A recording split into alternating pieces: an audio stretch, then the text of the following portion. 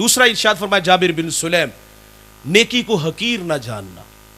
دیکھیے ہم روزانہ گھر سے نکلتے ہیں، اسکول، کالج، کام کے لیے بازار جاتے ہیں، اور کئی بار ایسا ہوتا ہے ہمارے راستے میں کوئی روڑا پتھر آ جاتا ہے اور ہم احتیاط سے گزر جاتے ہیں، لیکن یار یہ احساس کیوں نہیں ہمیں روک لیتا کہ میرے بعد کو آنے والا میرا مومن بھائی اس راستے سے گزرے گا تو کہیں بے خبری میں اس پتھر سے نہ الجھ جائے۔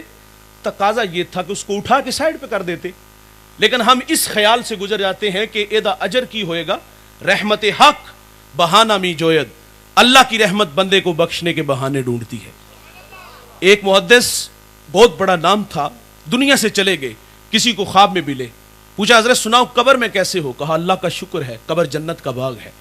پوچھا کون سا عمل آپ کی بخشش کا سبب بنا؟ فرماتے ایک دفعہ حدیث لکھنے بیٹھا، سیاہی میں قلم ڈبویا، باہر نکالا، لکھنے لگا کہ اس پہ مکھی آ کے بیٹھ گئی۔ فرماتے اس خیال سے قلم کو روک لیا، یہ مخلوق خدا ہے، پیٹ کی پیاس بجھا لے، میں پھر لکھ لوں گا۔ کہتے اللہ کو میری یہ ادا پسند آئی، اللہ نے میری مغفرت فرما دی۔ بخاری کے لفظ ہیں، میرے نبی فرماتے ایک عورت جنگل سے گزر رہی تھی، کردار کی بلی نہیں تھی، فوشا عورت تھی، اس نے پیاسے کتے کو دیکھا، دل میں رحم پیدا ہوا، موزہ اتارا، پانی بھرا، کتے کو پلایا، اللہ کی رحمت جوش میں آ گئی۔ میرے نبی فرماتے اللہ نے اس کی مغفرت فرما دی۔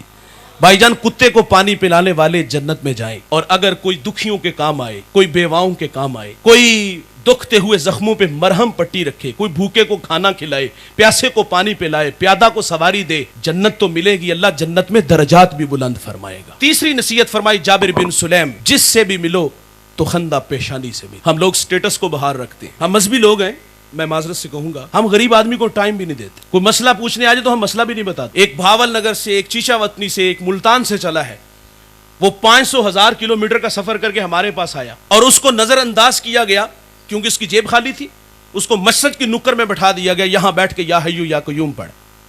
وہ تو عقیدت میں بیٹھ گیا، لیکن معذرت سے وہ یا حیو یا قیوم تو اپنے شہر میں بھی پڑھ سکتا تھا۔ وہ اتنا لمبا سفر اس لیے کر کے آیا تھا، وہ سمجھتا تھا کہ وہ کندھا ایسا ہے جہاں سر رکھ کے رہوں گا تو میرے کچھ دکھ کم ہوں گے، لیکن وہ عقیدت میں بیٹھ گیا۔ لیکن تھوڑی دیر بعد ایک کلف لگے کپڑوں میں آیا، آگے پیچھے خدام تھے، اور وہ سیدھا اندر چلا گیا، اور اندر سے آواز آئی کہ آپ کسی کے ہاں پیغام بھیجتے تو میں خود ہی آ جاتا۔ بتائیے اگر یہ رویے ہمارے ہوئے تو لوگوں کو دین کہاں سے ملے گا؟ فرمایا جس سے بھی ملو تو خندہ پیشانی سے ملو۔ میں آپ سے بھی مخاطب ہوں، آپ اپنے ملازم سے اس طرح بات کیا کرو جس طرح اپنے بیٹے سے بات کرتے ہو۔ واصف علی واصف فرماتے بڑا آدمی وہ ہوتا ہے، ایک معیار میرا اور آپ کا ہے، ہم سمجھتے ہیں جس کے پاس دوڑتی گاڑیاں، فلک بوس عمارتیں، بنگلے، پلازے ہوں وہ بڑا ہوتا۔ بھائی یہ تقسیم ہے، کسی کو دولت زیادہ کسی کو کم، یہ معیار نہیں بڑے ہونے کا۔ واصف علی واصف فرماتے بڑا وہ ہوتا ہے جس کی صحبت میں بیٹھنے والے لوگ خود کو چھوٹا نہ محسوس کریں۔ ہم لوگ کہتے ہیں اوقات اچ رکھ، او اوقات کس چیز کا نام رکھا ہے؟ میاں صاحب فرماتے بے وقوفاں دے نوکر ویکھے دانش مند سیانے۔ دولت سے انسان بڑا نہیں ہوتا، کردار سے انسان بڑا ہوتا ہے۔ ہمارے فصلوں کو پانی لگانے والا، ہمارے جانوروں کو چارہ ڈالنے والا، ہماری فیکٹری کے گیٹ کے آگے چوکیداری کرنے والا 80 سال عمر ہے، اور چھوٹا سا بچہ 10 سال عمر ہے، وہ 80 سال کا اس کا بزرگ لگتا ہے، کوئی چاچا لگتا ہے، کسی کا تایا لگتا ہے، کسی کا بابا لگتا ہے۔ بلانے کے بھی کچھ آداب ہوتے ہیں نا، لیکن وہ اوے تو کر کے بلاتا ہے۔ باپ منہ پہ تھپڑ نہیں مارتا، باپ اسے ادب نہیں سکھاتا کہ تیرے باپ کی عمر کا ہے، لیکن وہ سمجھتا ہے یہ بڑا سیانہ ہے، یہ کام کو سیکھ گیا ہے، یہ کام کا سیانہ ہے۔ وہ دن دور نہیں، یہ سیانہ کل کو آپ کے بھی گریبان تک آئے گا۔ جس سے بھی ملو تو خندہ پیشانی سے ملو۔ ایک بہت بڑا مذہبی سکالر دسترخوان پہ بیٹھ کے کھانا کھا رہا تھا، پاس ایک جھاڑو دے رہا ہے، تو وہ کہتا ہے بیٹا کھانا کھا لو۔ نظر اٹھائی، کانوں کا دھوکہ لگا، پھر کام میں لگ گیا۔ غریبوں کو کون منہ لگاتا ہے؟ تھوڑی دیر بعد پھر آواز آئی بیٹا کھانا کھا لو۔ بڑا حیران ہوا، ششدر ہو کے کہتا ہے حضرت مجھے کہا ہاں بیٹا کھانا کھا لو۔ اس نے جھاڑو وہاں رکھا، ایسا نہیں ہوا کہ ہاتھ دھو کے دسترخوان پہ آیا، دوڑ لگا دی۔ تھوڑی دیر بعد واپس آیا، اس کے ساتھ اس کی بیوی بچے تھے، اور وہ آ کے کہتے ہیں حضرت کھانا بعد میں کھائیں گے، ہم عیسائی ہیں، ہمیں محمد عربی کا غلام بنا دیجئے۔ اسلام پہ 3 گھنٹے کا لیکچر نہیں، دلائل نہیں، یار 2 میٹھے بول ہیں، خالی دامن ایمان سے بھر رہا ہے۔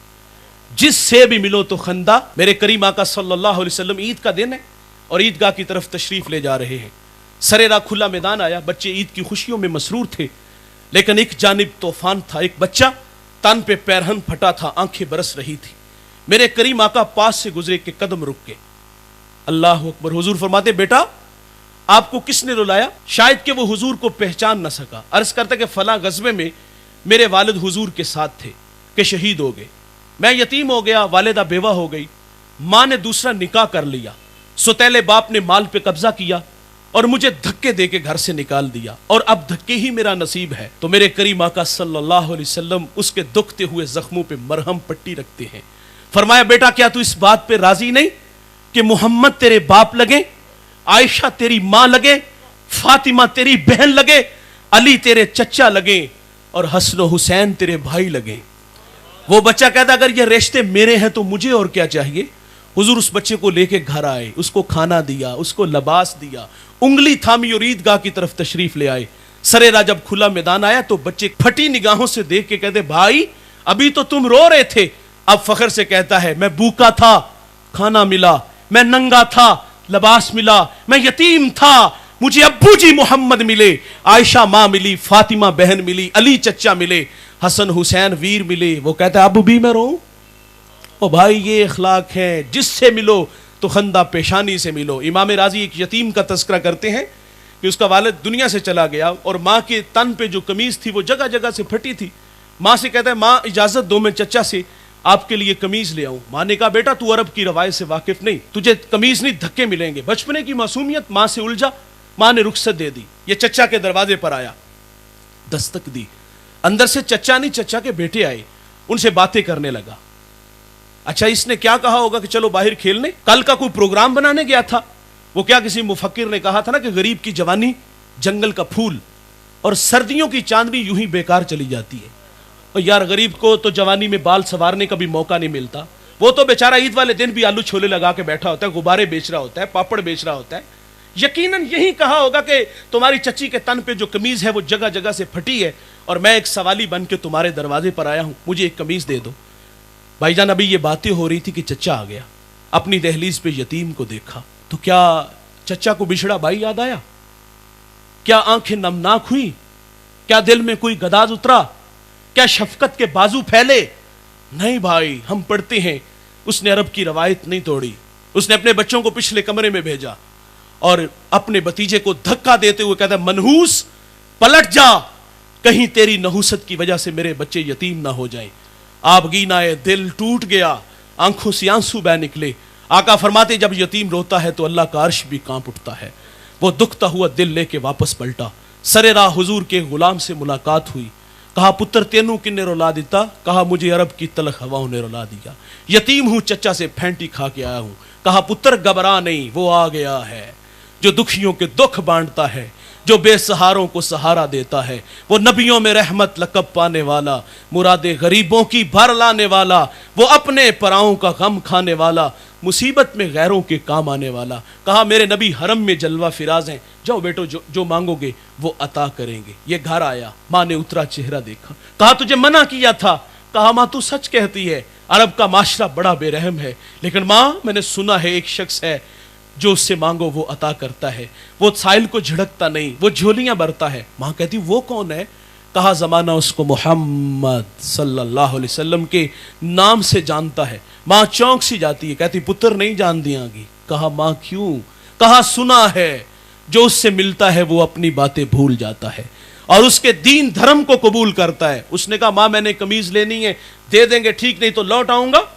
بھائی جان یہ سوالی بن کے حضور کی چوکھٹ پہ حاضر ہوا۔ سائل آپ کے دروازوں پر بھی آتے ہیں، ہمارے دروازوں پر بھی آتے ہیں، مانگنے کے کچھ آداب ہوتے ہیں۔ ہمیں کیا کچھ نہیں کہا جاتا، سیٹھ صاحب، شیخ صاحب، مولانا صاحب، کاروبار کے لیے دعائیں، بچوں کو دعائیں، پھر مٹھی آٹا یا 2 آنے ملتے ہیں۔ اس بچے پہ کچھ تقاضے تھے، یتیمی کا داغ دکھاتا، پھر اپنوں کے رویے بتاتا، پھر سرے راہ آپ کے ملنے والے غلام کی کہانی چھیڑتا۔ میں نے آپ کے بارے میں سنا ہے آپ بڑے رحیم ہو، آپ بڑے کریم ہو، جو مانگو عطا کرتے ہو۔ پھر کہتا کہ میں ایک سوالی بن کے آیا ہوں، مجھے قمیض دے دو۔ بلکہ اس بچے نے کوئی ایسی بات نہیں کی، آگے کیا کہتا ہے جناب والا میں نے آپ کے دین کو قبول نہیں کرنا، میں آپ سے ایک قمیض لینے آیا ہوں، میری ماں کے تن پہ جو قمیض ہے وہ جگہ جگہ سے پھٹی ہوئی ہے۔ آقا ناراض نہیں ہوتے، قمیض کے بٹن کھولتے ہیں، اتارتے ہیں اور اس بچے کو عطا فرما دیتے ہیں، اور پھر یوں بازو پھیلا کے فرمایا آجو بیٹا میں محمد کے سینے سے لگ جاؤ، جس سے بھی ملو تو خندہ پیشانی سے ملو۔